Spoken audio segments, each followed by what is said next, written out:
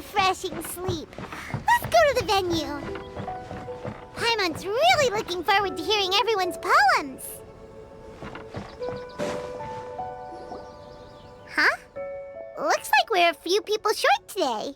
Morning, friends. Singcho said he wants to take some time and focus on writing poems, so he'll join us later. Noelle has other duties today, so she asked me to tell everyone not to wait up for her. Oh, okay. Well, never mind. What about Callie Roe, though? She said she'd be here. I got here really early, but I haven't seen her yet. Are you talking about the girl with the blue hair? I saw her on the bridge near Dihua Marsh during my morning training. She looked a little upset, so I didn't want to disturb her. Upset? Oh no! What should we do? Was it something we said last night? Oh, Paimon's worried. I agree. If she's run into some kind of trouble, I'd like to help her. Huh? You're all going? Then I'm coming too. Shall we start with the bridge?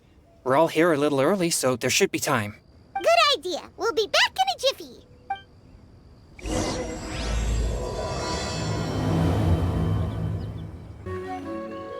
Oh, so this is the place? We ran into her here yesterday, too. She looked like something was weighing on her mind then as well. It's also not far from where we were dropping those leaves. Huh. Leaves? Oh, right. We were so busy matching couplets we forgot to mention.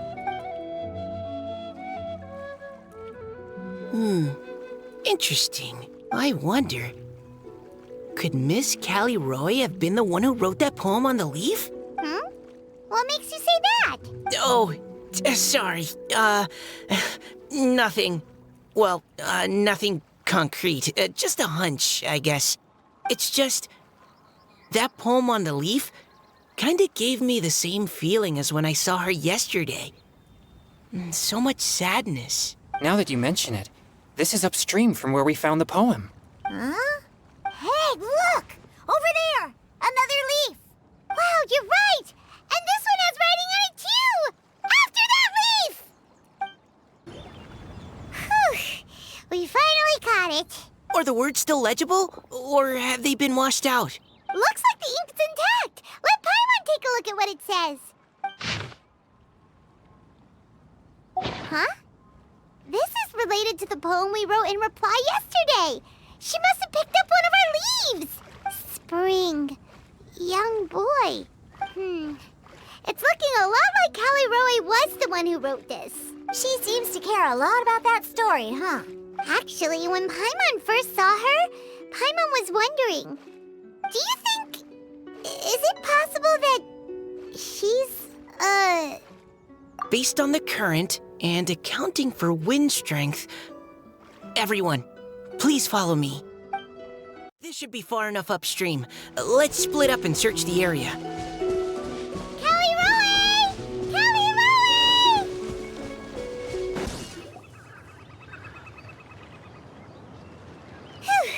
Callie Roe, are you okay? What's that?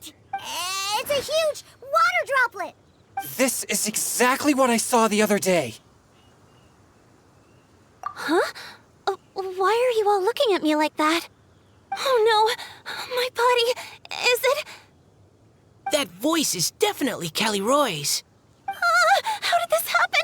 Please wait a moment. Oh no. Did I use up too much energy? How did you... What's going on here? Miss Callie Roe, are you some kind of adeptus? No. I'm so sorry for deceiving you all for so long. Actually, I'm an Oceanid who flowed here from Fontaine long ago. What's an Oceanid? Ah, the Grandmaster has mentioned them before. The Oceanids were the familiars of the former Hydro Archon. They all fled Fontaine after the Archon died and settled across the world. That's correct. Though, to tell you the truth, I can't even completely recall how I found myself here. I have a vague impression of my ancestral home, but I can't recall clearly anything I saw on my journey. All I know is that by the time I arrived in Mondstadt, I had lost most of my power and couldn't even sustain a physical form. Eventually, I settled in a place called Springvale, where I slowly began to regain my power. Springvale is a serene and beautiful place. The water that flows through there is clear and pure, just like the hearts of the people who dwell there. So you're the Spring Fairy of Springvale? Yes, Diona, and I remember you too, you know. When you were little, you often came to the spring at night to speak with me. Really? You're not messing with me, are ya? I always thought that was just a local legend. Your favorite little pillow, the fish one? Its name is Bubbles, is it not? Yep! All those childhood memories. So they weren't just a dream. So, if this is true, then all those things written on the leaves... I see. So you were the ones who found my leaf. Well, you are correct. The Spring Fairy and Heart of Clear Springs is me. No wonder you were asking us so many questions about it. So, the boy from the story... Is Finch. I always loved listening to people's dreams. And still do, to this day. Whether they're beautiful, sad, or filled with emotions I couldn't understand at the time. One night, a little boy came to the spring. The tears that fell from his face were more fragile than a moonbeam, and purer than the morning dew. I like humans, and wanted to understand them better. I also wanted to make sense of the feelings contained in his tears that were, then, a mystery to me. Yes, we often met under the stars, sharing our stories with one another. Sometimes, we'd stay up all night and see who would hear the first bird chirping from the boughs, or the first cicada of summer. Aw, that sounds lovely. But one day, just like the book says, I saw an emotion in Finch's eyes that I couldn't reciprocate. I felt out of my depth, in uncharted waters. But I knew all too well that we Lockfolk face a very different fate from that of humans. Whatever was happening, I didn't want it to lead to Finch writing a chapter of his life that he would later come to regret. So, I fled, and never appeared before him again. Oh, Caliroe. My strength returns very slowly, and even after decades, I can only sustain a physical form for a very short time. I once hoped that Finch would be able to move on, and meet me when the stars in the night sky have all gone out. But after seeing so many people's stories, and hearing about all their dreams, I have gradually come to understand Finch's heart. This feeling of wanting to respond to his feelings is surging relentlessly in my chest, and I can no longer restrain it. But I'm also scared. Scared that if I go and see him now, I'll bring nothing but disappointment, and even more pain when it comes time to part. Oh. It really is a difficult choice. Please go see him. Huh? I know Grandpa Finch, and he's a really kind person. When I was struggling to learn how to draw maps, he was always encouraging me, telling me not to give up, always keep trying, and get out there and have some adventures. He often tells me stories about his past, but I've never once seen a look of regret or sadness in his face. And even though Grandpa Finch loves adventures, he still stands there by the spring, every day, as if he's waiting for something. I believe that he's serious about his feelings for you, Miss Caliroe. He's never stopped hoping that he'll see you again one day. So if you want to see him too, then what are you waiting for?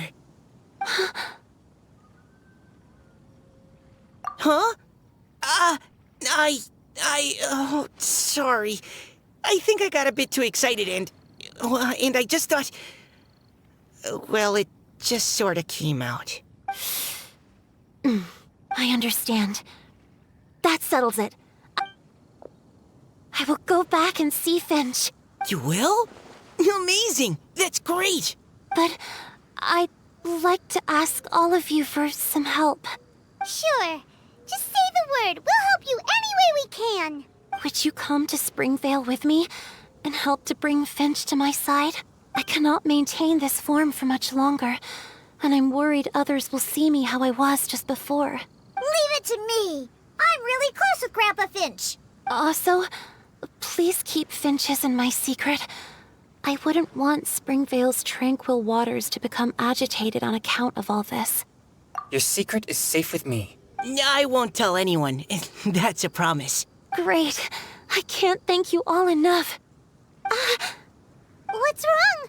Are you gonna turn back into a water droplet? No, I'm sorry. It's just that my mind's racing. As much as I want to talk to him again, I'm still worried that I won't have the words when the time comes. A poem? Okay, good idea. I'll write him a poem, and it will be called Heart of Clear Springs.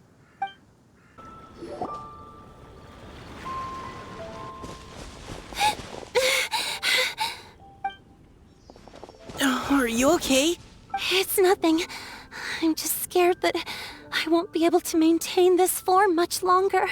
Okay, don't panic. Wait here, Caliroe. I'll go fetch Grandpa Finch. Take it slow, Diona. Finch isn't a young man anymore. He's not as steady on his feet. I can still hold on a bit longer. Okay, stay strong. You can do it. Grandpa Finch! Is that Diona? You're back early today. Today's your special day, Grandpa Finch. Can you come with me? Oh? Well, where are we going? Over there, to the waterfall. Did you catch a nice little fishy? Just come with me already. This is extremely important. But I promised your father that I'd go to the... Grandpa Finch! All right, all right. No need to get worked up. I'm right behind you. That's more like it. Now come on, I'll help you. Draft's daughter is just like him when she's on a mission.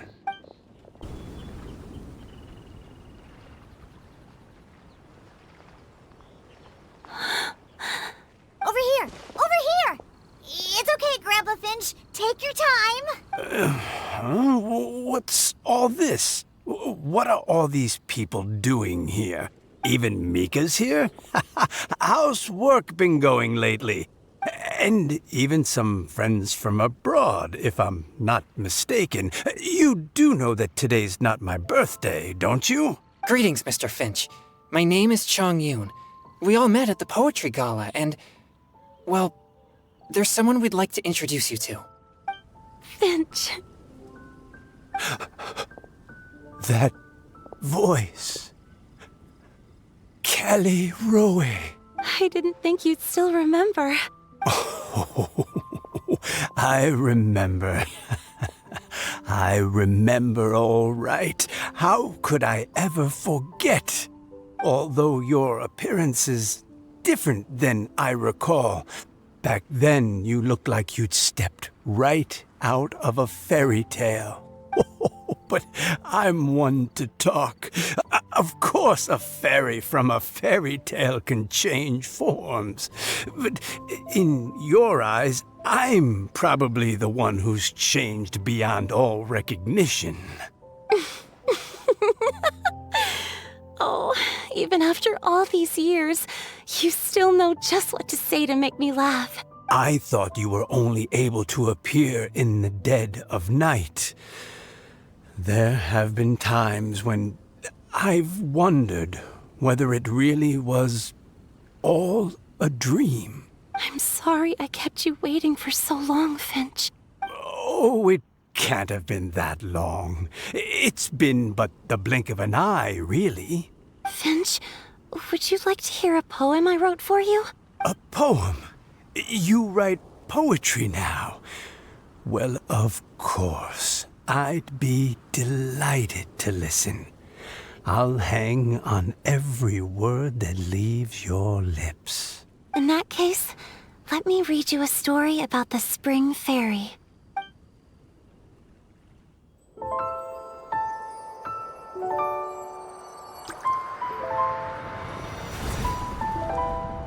Far from my native land I roamed.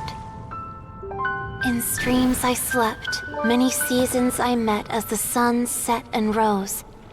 I searched for a garden to call a home, and the moonlight ebbed as the water flowed. A soft breeze beckoned me unto a spring. Sleep, weary wanderer, your journey is over. May the dancing petals sweeten your slumber. At dawn, I hummed the melody of a distant stream, and the songs in the night serenaded my dreams. A boy's tender tears trembled through the water, stirring me more than any starlight sonata. He wove me a wreath from past petals and future buds. I crossed beyond the veil of dreams to the realm of flesh and blood.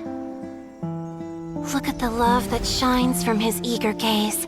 Answer the call of his heart, lest this moment go to waste. The kittens and fireflies invited my heartstrings to sing, but I was a stranger to the melody of mankind, and knew not how this tune should begin. As the river of dreams trickled into the ocean blue, every time a crystal fly flapped its wings, older it seemed he grew. But I learned to fathom human ways each stumbling step I took, and clouds of confusion became crystal clear in the vulnerable verse I wrote. As seed yearns for soil and trees for the sun, a once foreign melody inside my heart sung, and it cried out your name on every string it could strum. Now I give my dream to you.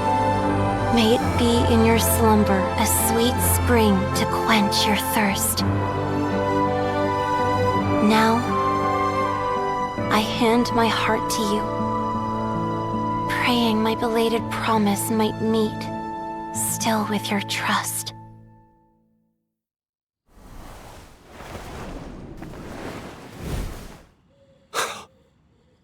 Yes. This is how I remember you from when we first met. All those years ago. It really has been a long, old time. Finch, It's okay. I understand. Your poem, it explains everything. Thank you, Finch. Please, take this.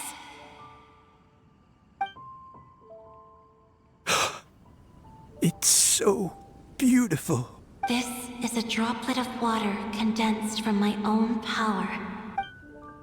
Finch, I don't have a physical form like humans, and I can't stay by your side. I don't know how long it'll be before I can change back into human form again. But as long as this droplet remains with you, our hearts will always be connected, no matter the distance between us. I will always be one with the spring. From this day onwards, if you call me, I will meet you in your dreams. Oh, it's so romantic. You've really learned a lot, haven't you? And you don't even mind that the kids are watching. Does it bother you? How could it possibly? This is the happiest moment of my life. I just worry that once I go to sleep, I won't ever want to wake up again. Huh? Don't say that. I'm only joking. It seems that you still have much to learn. Is that right? Grandpa Finch and Kelleroy look so happy. Oh, what a perfect moment. Diona, thank you for fetching Finch for me. I've never forgotten you either. I used to chat with you a lot. Wasn't it ever annoying? Of course not. You are one of the truest friends I have in the entire world. That's why I gave you your gift, so that a part of me could always be with you. Huh? Wait. So is Diona's ability to mix delicious drinks from disgusting ingredients a blessing from this water spirit? And if so, is it also possible that my pure yang spirit is a gift from some being? My physical form is about to disappear. Finch, Yes? I've never regretted meeting you or deciding to talk to you that night. Not once. All these long years. Not for a single moment. It probably goes without saying, but neither have I. Although it was different from in the stories. That fateful night, I never gave you that kiss. This gift that represents my promise and my love.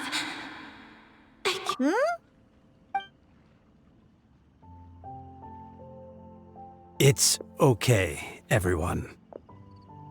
She's gone now. What?